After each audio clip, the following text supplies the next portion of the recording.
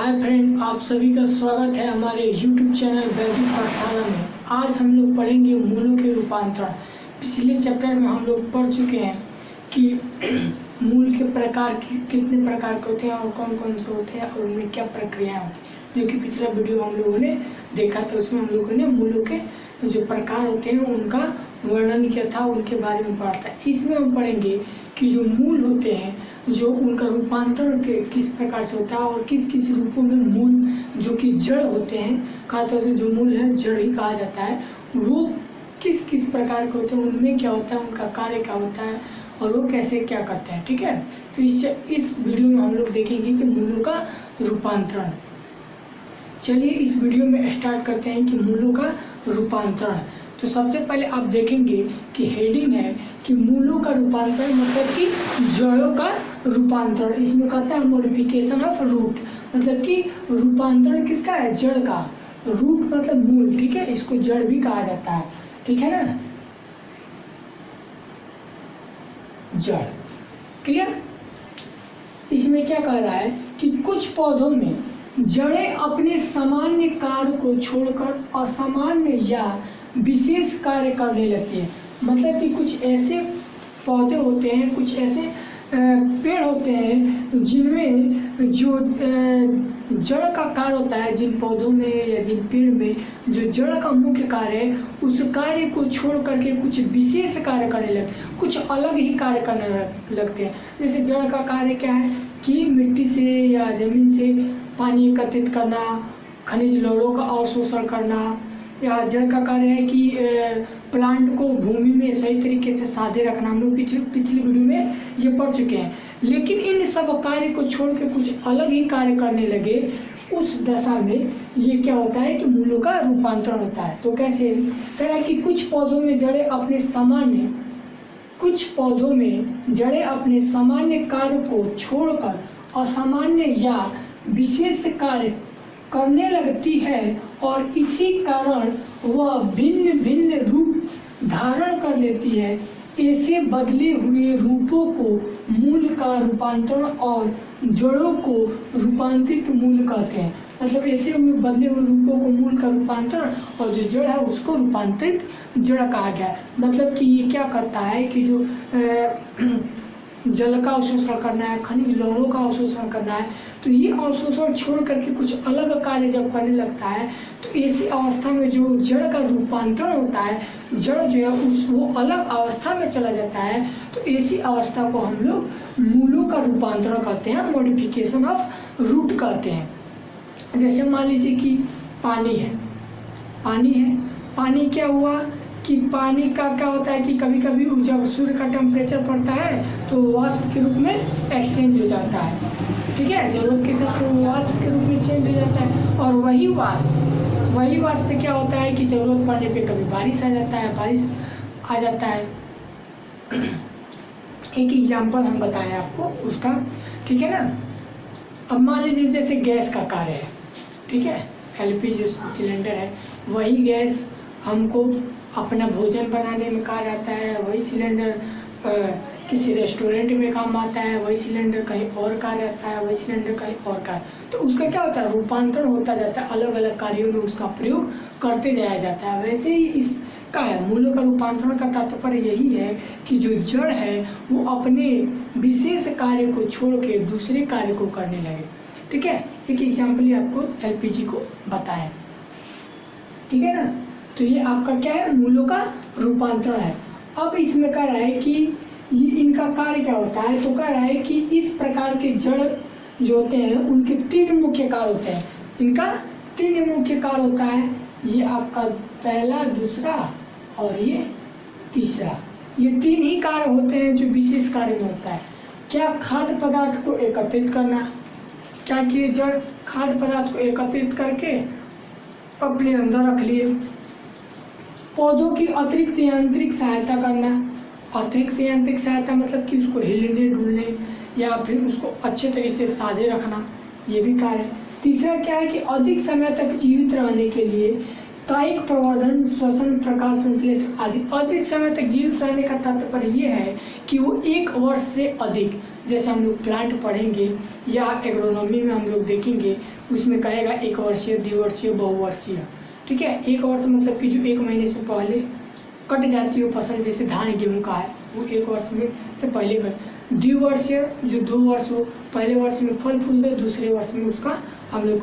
बहुवर्षीय जो लगातार हमको फल फूल देते रहे, जैसे आम है, ठीक है, लीची है, अनार है, ये हमको कई वर्षों तक फल उपलब्ध कराते हैं। तो उसी प्रकार से अधिक समय तक ये जीवित रहने के लिए क्या करते हैं, कायिक प्रवर्धन, मतलब कि अपने शरीर से दूसरे पौधों का क्या करते हैं, निर्माण करते हैं। जैसे वो गुट्टी होता है ना बांधने वाला, पेड़ में हम लोग क्या करते हैं, गुट्टी बांध देते हैं कि उसी कलम बांधना, तो कलम से दूसरा पेड़ बनता है, उससे उस तीसरा, चौथा, पांचवा ऐसे बनते जाता है, तो वही कायिक प्रवर्धन है। ठीक है, एक प्लांट से फिर उसी का स्वरूप का निर्माण करना कायिक प्रवर्धन है।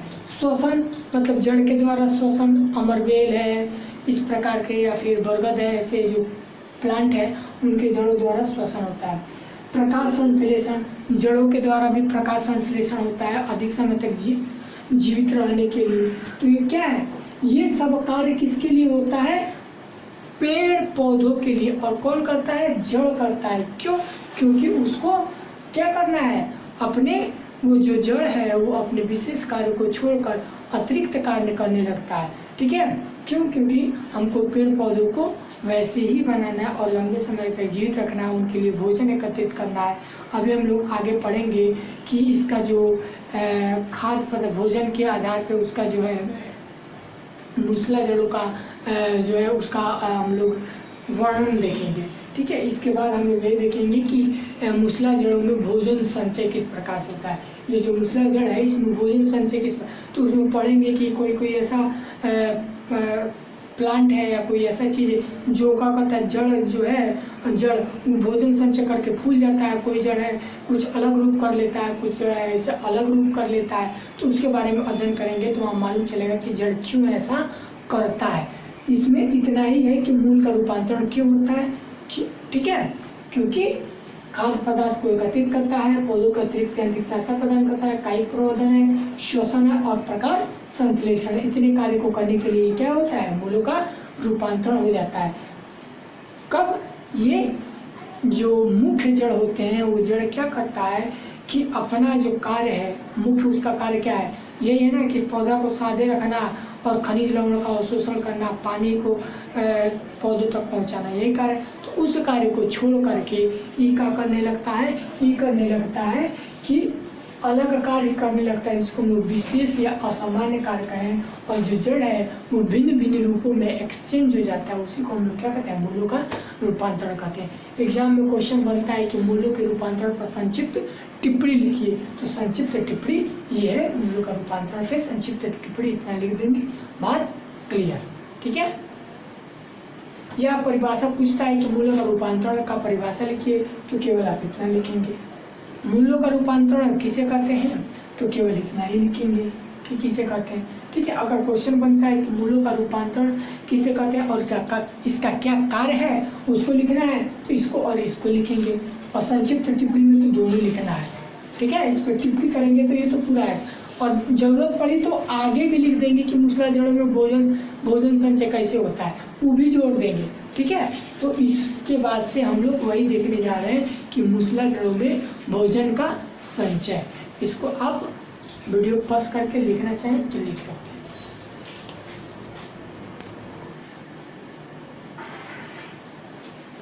हैं। देखेंगे इसमें मूसला जड़ों में भोजन संचय मतलब कि food storage in tap root. ठीक है, मूसला जड़ों में भोजन का संचय कैसा होता है, तो इसमें 4 प्रकार के हम लोग पढ़ेंगे। ठीक है ना, तो इसमें सबसे पहला तुक रूप है, दूसरा कुंभी रूप है, ठीक है, और तीसरा आपका कंदिल है, चौथा एक आपका एक और है जिसको हम लोग क्या कहते हैं कि आगे इसका डिस्कशन करेंगे। तो पहला हम लोग देख रहे हैं कि तुर्क रूप। ठीक है, पहला तुर्क रूप है, किसमें, मूसला जड़ों में भोजन संचय, food storage in tap root में भोजन का संचय कैसे होता है और उसको किस प्रकार का कैसा एग्जाम्पल होता है, कौन ऐसा पौधा होता है जिसमें उसके जड़ में भोजन का संचय होता है। ठीक है, तो सबसे पहले तुर्क रूप मतलब कि फ्यूसिफॉर्म, ठीक है। तो देखते हैं, इसको कह रहा है कि यह जड़ तुर्क मतलब कि स्पेंडल के रूप में, ठीक है, स्पेंडल के रूप में के आकार की, अर्थात स्पेंडल के आकार का होता है, अर्थात बीच में बहुत मोटा तथा दोनों ओर पतली होती है। स्पेंडल का मतलब ये है कि क्या होगा कि बीच में मोटा होगा, दोनों ओर पतला होगा, ठीक है ना। समझ लीजिए कि नीचे एक मार्कर ये हो गया और ऊपर ये हो गया, तो ये और ये हिस्सा पतला है और बीच में ये मोटा है, जैसे ये वाला हिस्सा बीच में मोटा है और दोनों ऊपर नीचे क्या पतला है। इसी प्रकार का जो होगा और जो प्लांट होगा उसको हम लोग क्या कहेंगे, तुर्क रूप कहेंगे, ठीक है। ये क्वेश्चन बनता है कि तुर्क रूप का एग्जाम्पल क्या, मूसला जड़ कौन सा ऐसा मूसला जड़ है, एग्जाम्पल दे दिया जाएगा जिसमें तुर्क रूप पाया जाता है, तो आपको बताना होता है कि ये इसमें पाया जाता है, ठीक है। तो ये क्या कह रहा है कि यह जड़ तुर्क के आकार की, मतलब स्पेंडल के आकार के, अर्थात बीच में बहुत मोटा तथा दोनों और क्या होता है पतला होता है, उसको हम लोग क्या कहते हैं, तुर्क रूप कहते हैं। और इसका उदाहरण हो जाएगा क्या, गाजर, ठीक है। इसका उदाहरण में हम लोग क्या कहेंगे, तुर्क रूप में, जो तुर्क रूप का उदाहरण है, देखेंगे कि तुर्क रूप का जो उदाहरण है उसमें हम लोग गाजर नहीं लेंगे, मूली लेंगे। मूली इसका सबसे अच्छा एग्जाम्पल है, ठीक है ना। मूली, जैसे मूली क्या होता है, कुछ इस प्रकार का होता है, देखेंगे यहाँ,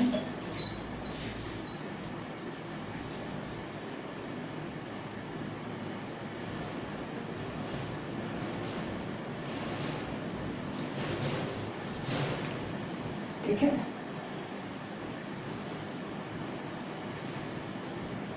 ये ऊपर का उसका जो है पत्ती है, ये इस प्रकार का होता है, थोड़ा थोड़ा क्या रवा निकला होता है। तो आप देख रहे हो कि ये जो हिस्सा है इसका, तो ये नीचे वाला हिस्सा पतला है, ऊपर वाला हिस्सा पतला है, लेकिन बीच वाला जो हिस्सा है वो क्या है, मोटा है, मोटा है ना। बीच वाला हिस्सा मोटा है और ऊपर वाला नीचे वाला क्या पतला है। तो इसका हम लोग उदाहरण के रूप में क्या देखें, क्या कहते हैं कि मूली, ठीक है ना। तुर्क रूप का उदाहरण क्या हो जाएगा, मूली हो जाएगा। क्यों, क्योंकि तुर्क रूप यही कहता है कि जिस भी पौधे के बीच में मोटा तथा दोनों पतला होता है उसी को हम लोग तुर्क रूप कहते हैं, या स्पेंडल के आकार का, तुर्क के आकार का होता है उसको हम लोग तुर्क रूप मूसला जड़ कहते हैं। तो उसका उदाहरण क्या है, गाजर है, ठीक है। आपसे पूछिए कि तुर्क रूप का उदाहरण बताइए, तो गाजर, या फिर से क्या कहते हैं मूली का उदाहरण क्या है, ऑप्शन दे दिया जाए, तुर्क रूप है, कुंभी रूप है, या फिर कोई और है, या नन ऑफ दीज है, तो हम उसमें किसको लगाएंगे, मूली को लगाएंगे, ठीक है। अगला है कुंभी रूप, मतलब कि नेपीफॉर्म। नेपीफॉर्म को देखेंगे कि नेपीफॉर्म क्या है। तो ये कह रहा है कि इस जड़ का, मतलब कि इस जड़ का ऊपरी भाग बहुत मोटा होता है, मतलब इस जड़ का ऊपरी भाग मोटा होगा, ठीक है।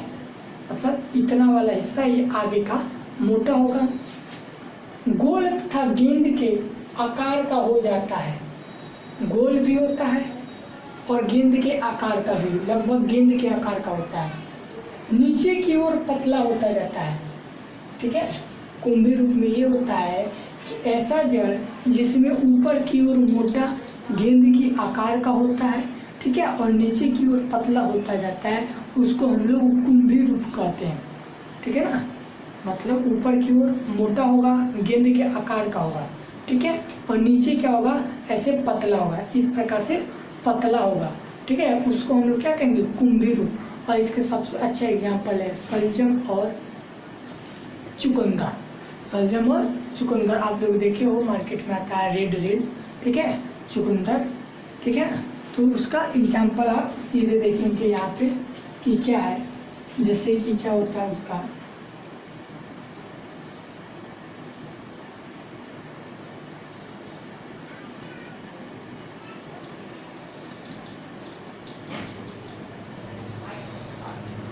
ठीक है ना।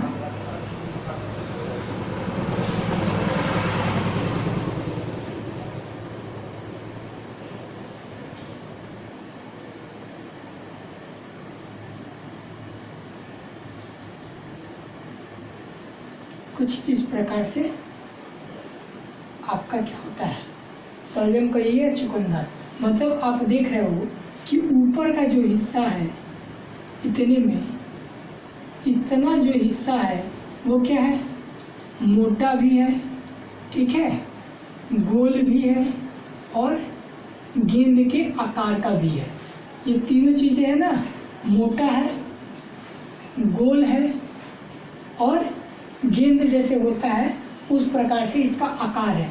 और नीचे का भाग क्या है, पतला होता जा रहा है। यहाँ से आप देखेंगे इस वाले हिस्से से नीचे तो ये पतला होता ही जा रहा है, ठीक है ना। तो उसको हम लोग क्या कहेंगे, कुंभी रूप या नेपी फॉर्म कहेंगे। दो चीजें क्लियर हो गई कि तुर्क रूप किसको कहते हैं, तुर्क रूप उसको कहते हैं जिसके बीच में मोटा होता है और दोनों ओर पतला होता है, उसको तुर्क रूप मूसलाधार कहते हैं। उसका एग्जाम्पल मूली है। कुंभी रूप किसको कहते हैं, तो ऊपर का हिस्सा मोटा गेंद की तरह, ठीक है, और गोल होता है, नीचे की ओर पतला होता जाता है, उसको कुंभी रूप कहते हैं, नेपी फॉर्म कहते हैं। और उसका उदाहरण क्या हुआ, शलजम या चुकंदर, ठीक है ना। ये दो चीजें हैं, ठीक है। आप इसको लिखिए, फिर इसके आगे हम लोग चलते हैं।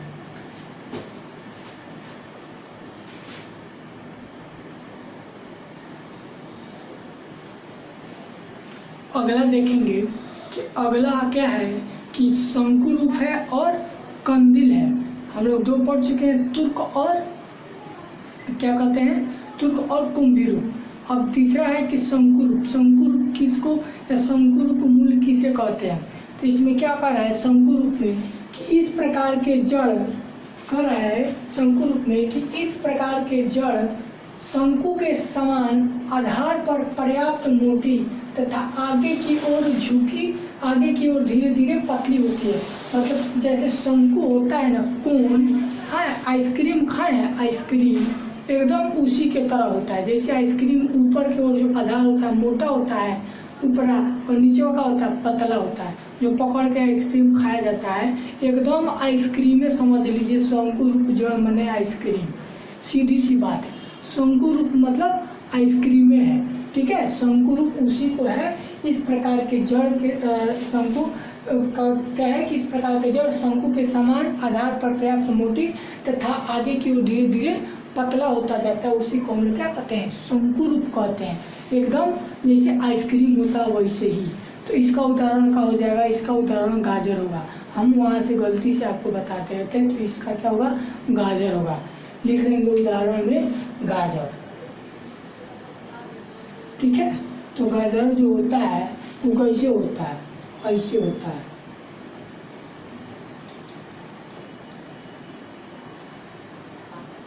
ठीक है ना, ऐसे ही होता है गाजर एकदम। और ऊपरा इसका पतैया होता है, ठीक है ना, इस प्रकार से। ये गाजर है, ऊपर क्या है, मोटी है आधार पे और नीचे पतला होता ही जा रहा है। नीचे क्या है, तो पतला होता ही जा रहा है, ऊपर आधार पे क्या है, मोटा है। जैसे एकदम आइसक्रीम होता है ना, आइसक्रीम तो ऐसे ही होता है, बस ऊपरा से थोड़ा मॉडलिंग बन गया होता है।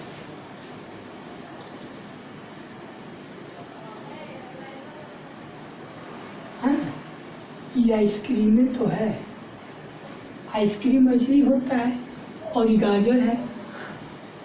थोड़ा सा का अंतर है, आइसक्रीम एकदम ये सीधा होता है, लेकिन इसमें उसके आकार के अनुरूप और जो छोटी छोटी इसके मूलें निकलती है इसमें से, इसके सहयोगी वो इनको डिफरेंट कर देते हैं, जो ब्लैक से बूंदी करके दिखा है। तो आप देख रहे हो ना, दोनों सामान्य हैं, ठीक है।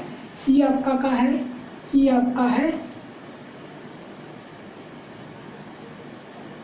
आइसक्रीम, और ये है क्या, गाजर, ठीक है ना। तो शंकु रूप यही है। शंकु रूप जब भी पूछे तो सीधे आइसक्रीम याद कर लीजिएगा, गाजर ना याद हो आइसक्रीम याद कर लीजिएगा, शंकु रूप हो गया, ठीक है ना। इस प्रकार का जड़ शंकु होता है, जिसके मतलब इस प्रकार का जो जड़ जो शंकु के आकार का होता है, इस प्रकार का जड़ जो शंकु के आकार का होगा, आधार पे पर्याप्त मोटा होगा, उसके बाद धीरे धीरे पतला होता जाएगा, वही हमारा क्या है, शंकु रूप है, ठीक है। अगला हम लोग को कंदिल पढ़ने जा रहे हैं, कंदिल, ठीक है। अगला कंदिल है। कंदिल मतलब ये होगा कि जो जड़ होगा ना वो क्या करेगा, तो वो तो जड़ क्या करेगा, भोजन तो संचय करेगा, लेकिन जो उसका आकार है ना वो मालूम ही नहीं चलेगा कि उसका आकार का है। इसमें तो मालूम चल जा रहा है कि चलो भैया ऊपरा मोटा है नीचे वह पतला है, कुंभी रूप में कि ऊपरा गहना का तरह रहता है नीचे वह पतला हो जाता है। हाँ, तुर्क रूप में क्या होता है कि बीच में मोटा होता है, दोनों ऊपर पतला होता है, ये तो मालूम चला। लेकिन कंदिल जो होता है ना उसमें हमको मालूम ही नहीं चलता है कि कहाँ मोटा रहेगा कहाँ पतला रहेगा, कि जब बीच में रहेगा कि जब कहाँ रहेगा, उसमें कुछ नहीं है। तो कंदिल क्या कहता है, कंदिल समझेंगे। कंदिल कह रहा है ट्यूबर्स कि जब जड़ पोषक पदार्थ को संचित करने के कारण मोटी तथा मांसल हो जाती है किंतु इसका कोई निश्चित आकार नहीं होता है, उसे कंदिल मूल कहते हैं।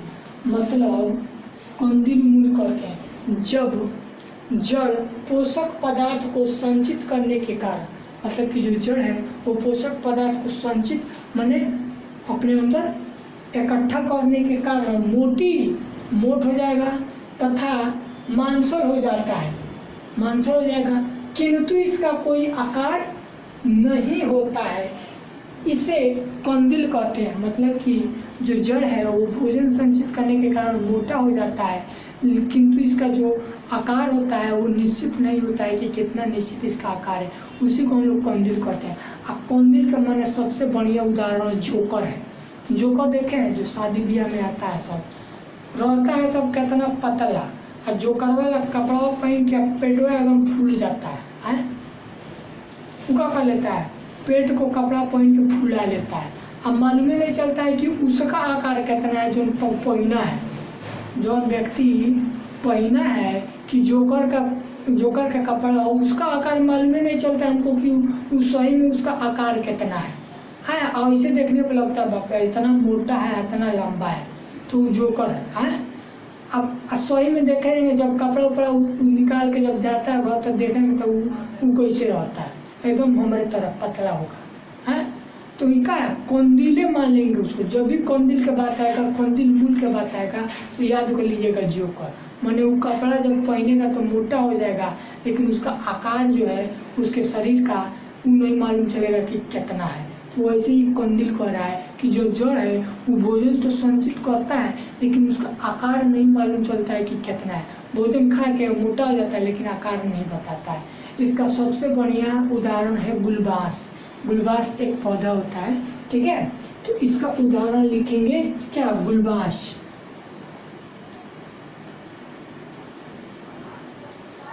ठीक है, गुलबास कंदिल। इसका उदाहरण यहाँ देते हैं, यहाँ मिटाए नीचे जगह नहीं होने के कारण, ठीक है। इसको मिटाते हैं फिर आपको गुलबास का उदाहरण बताते हैं, ठीक है। तो गुलबास कैसे होता है देखेंगे।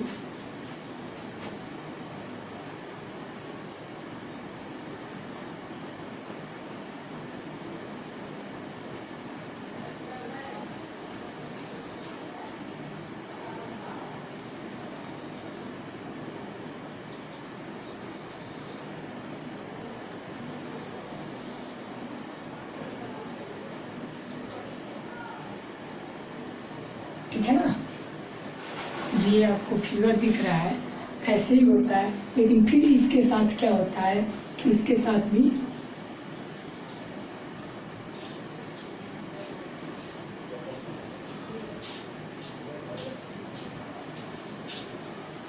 इस प्रकार से होता है, ठीक है।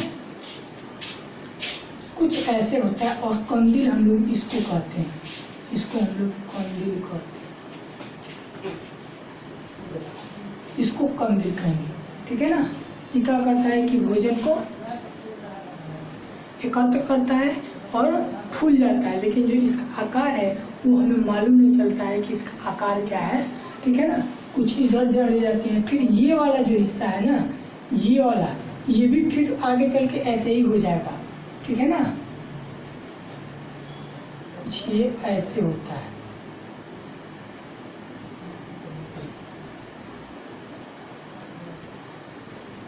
आगे चल के ये ऐसे दिखेगा, इसमें कि फिर ऐसे दिखेंगी, ठीक है ना। एक और एग्जांपल आप देख लीजिए, रुवेलिया। रुवेलिया कुछ ऐसे होता है,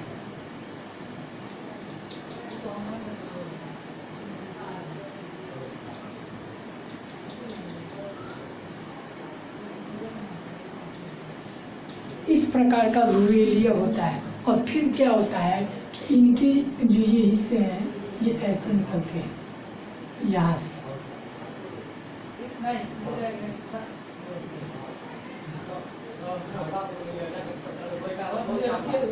रुवेलिया ये भी वैसे, इनका आकार नहीं मालूम चलता है क्या है, भले ही जड़ ऐसे थे, भोजन संचित करके मोटे हो गए, लेकिन इनका आकार नहीं मालूम चलता। जैसे ये है गुलबास और रुवेलिया, ये एग्जाम्पल किसके हैं, ये कंदिल के हैं।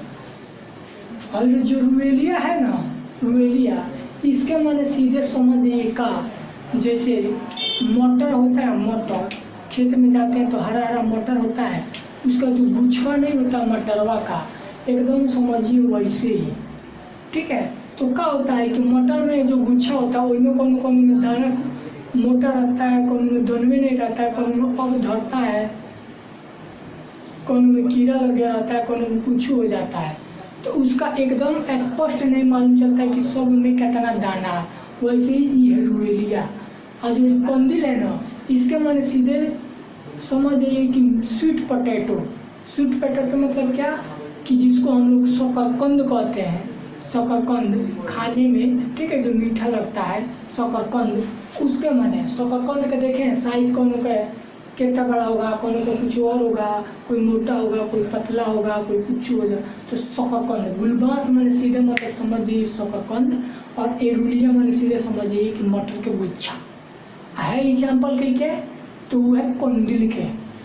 कंदिल के उदाहरण क्या है, गुलबास और रुवेलिया। और समझेंगे कैसे, याद कैसे होगा, तो रुवेलिया याद होगा मटर के गुच्छा से, और गुलबास याद होगा शकरकंद से। ठीक है, और जो कुंभी रूप है, कुंभी का मतलब कि सलजम, ठीक है, चुकंदर जो ऊपर मोटा होता है, गोल होता है, गेना की तरह होता है, नीचे पतला होता है। तुर्क रूप माने बीच में मोट होगा और दोनों ओर पातर होगा। शंकु रूप माने आइसक्रीम, ऊपर मोटा होगा, नीचे पतला होता जाएगा। तो ये चार प्रकार हम लोग क्या पढ़े, मूल का रूपांतरण, और किस आधार पे, तो भोजन संचय के आधार पे हम लोगों ने पढ़ा कि मूल का रूपांतरण कैसे होता है, भोजन संचय। अब आने वाले वीडियो में हम लोग अपस्थानिक जड़ों को पढ़ेंगे। जैसे हम लोग जड़ को बांटे थे ना, मूसला जड़ और अपस्थानिक जड़, तो उस आधार पे अगला वीडियो जो होगा उसमें अपस्थानिक जड़ के आधार पे, ठीक है, उसके आधार पे हम लोग पढ़ेंगे कि कौन कौन से होते हैं, ठीक है ना। और अपस्थानिक जड़ के आधार पे जो भोजन संचय होता है उसका हम लोग वर्णन करेंगे कि किस प्रकार से अपस्थानिक जड़ जो होता है वो भोजन संचय कर लेता है। ठीक है, और आप कमेंट सेक्शन में कमेंट जरूर कीजिएगा कि आपको ये वीडियो कितना समझ में आया, कैसे लगा। लाइक जरूर कीजिएगा, दोस्तों के साथ शेयर कीजिएगा, और अगर आप चैनल पे नए हैं तो चैनल को सब्सक्राइब जरूर कीजिएगा। इस वीडियो के लिए इतना ही। Thanks for watching.